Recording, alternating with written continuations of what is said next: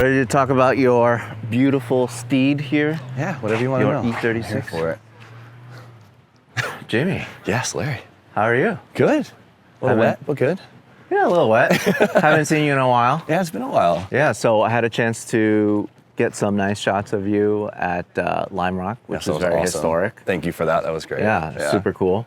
But this is a brand new drift car. This is... Brand new drift car here for the Invitational. Yeah, so tell me about it. Where do we begin? So this is a 1992 325i. It was like base model, automatic, M50 non-Vanos, but I got it from Japan, which was kind of quirky, right? Hence the right-hand drive. So this is a Japanese model. Japanese market car. They actually come with a little plaque that says like Japanese market, and it has like a number on it. I lost it like 3 years ago. I'm upset about it when I repainted the bay, but it's a little plaque. I don't know, honestly, what makes it different. The cluster. That like, it had a JPN on the cluster. That's about it. Huh. Yeah, not much different than a Euro car. And you know, the E36s, it's not like they had anything fancy Euro compared to the USDM model. You know, like some cars are European, they have like cooler, I mean, the headlights are a little bit different, but it's not like there's any like the Euro bumpers aren't any cooler, you know. What made you want to build a Japanese delivery car? So I've been drifting in S13 for a really long time, and I really wanted to build, I built an E30 drift car as kind of like a practice car. Absolutely loved it. I saw a lot of E36s out there drifting, and I loved the way they looked, the way they drove, and I really wanted to build an E36, and I also wanted to build a car that was at like a different level, something that was more like in the 500 horsepower, like the bigger track, almost like grassroots competition cars. So I had this car for a really long time as a street car, and it had a couple different engines in it. It went from M50 to M52 supercharger to S50 to S50 turbo, and I blew that up and then built the S50, put it in, and I was hesitant on drifting it because it was such a nice car. You know, it was super straight, no rust. Also, it was right-hand drive, and so I was kind of I didn't think I should build a right-hand drive drift car because I was like, you know, I'm always driving left-hand drive. Why should I, you know, try and compete in a car that I'm not going to be comfortable in? Probably never as much as left-hand drive. And then I went to Ireland in the summer. We had an LZ Bash there, LZ Invitational there, and it was one of the greatest events I've ever been to in my life, and it was so much fun. And I realized next year I plan to do a lot more driving over there, and I really wanted a car that could practice being right-hand drive since all the cars over there are right-hand drive. It really makes a big difference, like for everything, especially I'm sure for tandem. Yeah, the proximity, I'm still trying to get used to it. The weird thing is the left hand, like I own a lot of right-hand drive cars, like street cars, but you're not shifting in like that, you know what I mean? In these like high stake moments where if you miss a shift, it ruins everything, and then the e-brake. I don't know if it'd be easier for someone that was left-hand driver or not, or you know, left-handed or not, but it's not easy for me yet. So I definitely have some hesitations, but I'm getting there. You know, seat time's everything, and we need some more in it, but it's cool. It's just, I've always loved this car, and it always just kind of sat in the back of my shop without kind of a purpose. I just wanted to build it. And so now I was like, you know, let's just turn it into a drift car. And you know, you might be kind of cursing a car when you make it into a drift car, but at least this way, I'll be able to enjoy it the most in this form. So unfortunately, it's not running right now. Yeah, so at the track earlier, the power steering pump exploded. So it's currently out. We were on our way to push it into the shop, but we have a little bit of daylight left, so we're here. Yeah, this is actually, honestly, pretty subtle. Yeah, it's nice. From the just outside, I actually thought it was Grant's car. Yeah. And it's like, you guys are twinning so good. I mean, it has like the typical, like with like S chassis and stuff like that, there's so many different kits, you can go different stylings. With E36s, they do make a couple of kits for them, but like M bumpers is just like what you do. You just do M bumpers, M skirts, maybe like a non-M bumper and a front lip, and that's it. That's the recipe. And so they tend to look pretty similar, but there's definitely gonna be some flair added to it once we have some more time with the car, so. Awesome. All right, so tell me about the motor package. This is the M50 that came in the European. So this is now a S50, S50. Out of a 95 M3. Got it. So I put that in there, we turboed it, I blew it up pretty quickly, and then so we fully built the engine. My buddy JP built the bottom end for me, and we put a precision on it. It made like, on the old turbo, it made like 650-ish, low 600s, maxed out the fuel system, and it was like a fun street car, but it didn't do it for me. You know, you do a couple pulls, you're like, oh, that's fast, and then you park it, whatever. And then when we decided to put it into a drift car, I wanted a more usable power band, so we threw a 5862 on it, smaller turbo, so it could hit a little bit harder.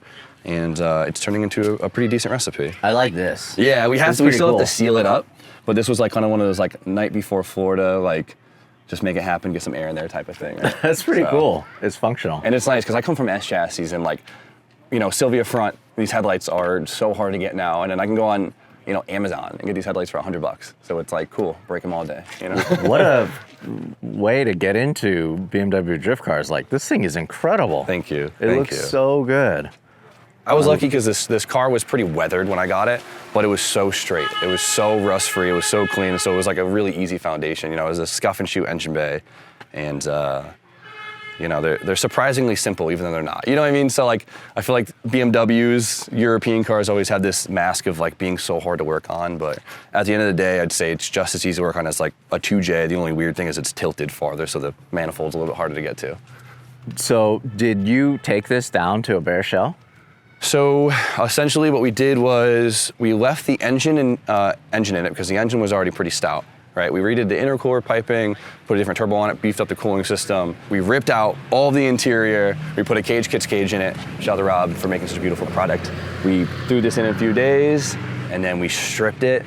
We did the tintable bed liner so it's red instead of just doing like black or just like a spray paint. So that was a cool touch. This is so nice. I love how clean it looks. Especially, Rob does such a good job with these cages. We couldn't believe it. So did you guys put this in-house? Yeah. So my fabricator Spoon, he banged this out in just a few days actually, yeah. It was a very tight fit. We had to basically hammer the cage in place, but once it was there, it was just perfect. No guesswork, it was just it. This is so clean. I mean, there's no other way to explain it. It actually has a functional e-brake still. Yeah, so the goal of this car was to like, I always build cars kind of like I try to make it look very pretty, and sometimes I compromise making it easy to work on, right? You tuck things, you hide things, and do all that. Just almost like I want to show a car show background, but just from like liking that aesthetic.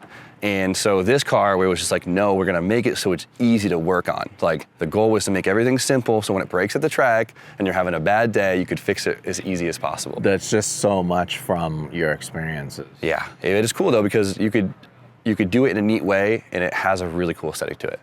It's really clean. Everything, including the door panels, are super clean. The dash, you guys did a really good job. Thank you. It's just simple. It's not over the top. It's like ABS plastic that we just cut into shape. We have the link dash, just simple, put it above the column, delete panel. We did a chassisharness.com. That's the name of the company. They did a full plug-and-play chassis harness for the E36. We literally installed the entire chassis harness, all street functions, in like 2 hours, like with cable management and everything.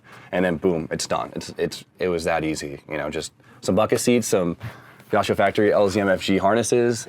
Love the IRP shifter. Yeah. This one was suggested by Chelsea, so he gets the credit for that one. But there's not much to it, which is nice. Yeah, that's the goal. kind of the point. If it gets overly complicated, then it's like, for me, it just still looks like a street car. Yeah, that's the beauty got of a plate, it. right? So I love that it still has like the Japanese stickers that you guys didn't take off, and also it's still all glass. So yeah, maybe one day it'll go Lexan, but for now it's not at that level.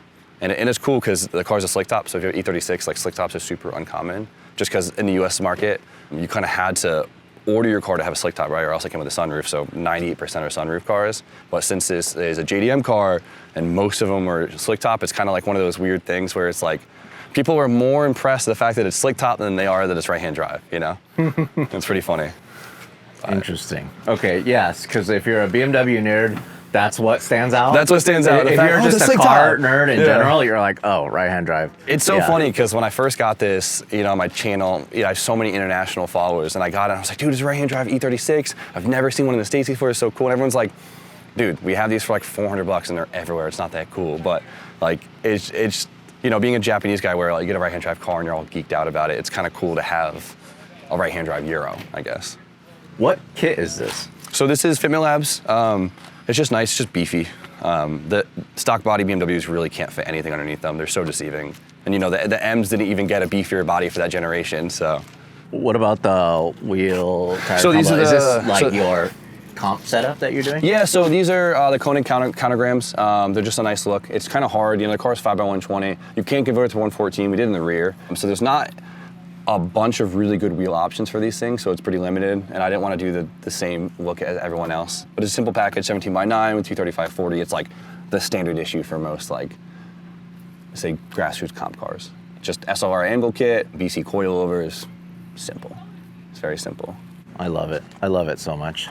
That's what makes me happy, is just seeing something that's simple and clean. This is so clean in every single way. Hopefully it stays clean for a while. I mean, you can't even tell. Look, like even the exhaust, it's not even that big. You know, from the back, it just looks like a modified street car. Just easy, simple. That's the goal, so. So did you have a chance to dyno this?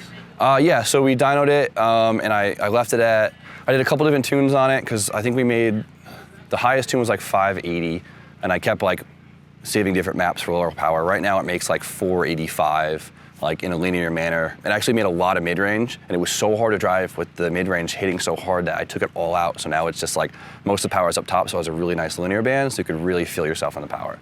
It's crazy the difference it is in ease to drive by taking power out of the car. And it's faster. It honestly feels faster, so.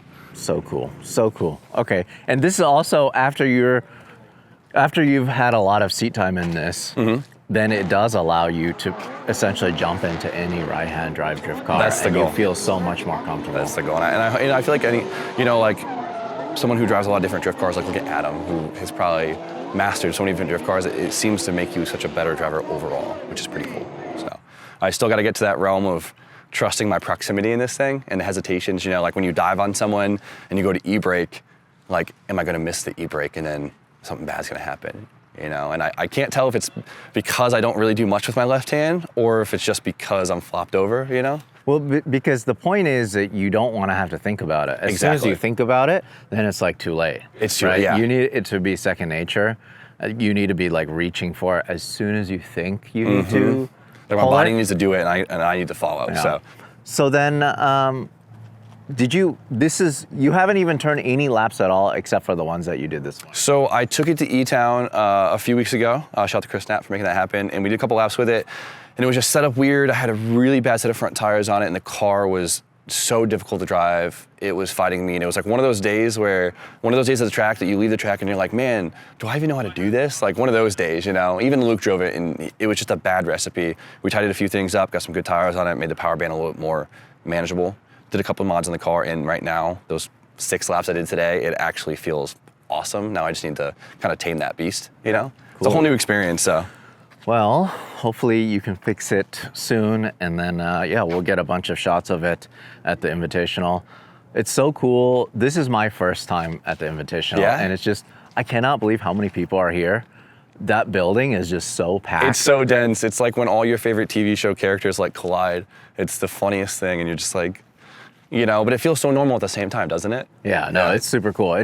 It's good. It's kind of like a drift reunion. Yes. But it's just like, I told this to Tyler earlier before we started filming. This is like the center of the drift world right now. In a social media sense, yeah. I mean, obviously there's so many good drivers and so many other famous drivers out there, but. Yeah, but in terms of like what is happening, there's not many events happening now, especially it being the winter time. Yeah. But it's just so cool to see so many people from all over the world gather in one place. It's definitely a cool melting pot of just personality, driving style, cars, and just everything else. It's a good way to end the year. It really just to celebrate the sport of drifting. So cool, awesome. We'll get a bunch of shots of this on track, and good luck. Hopefully you do well. Thank you. I appreciate it. Thank you, bud. Hey, thanks for watching. If you want to support us directly, go to larrychenprints.com. I print and sign every single one of these. This is the perfect gift, or it's the perfect piece of art for your wall.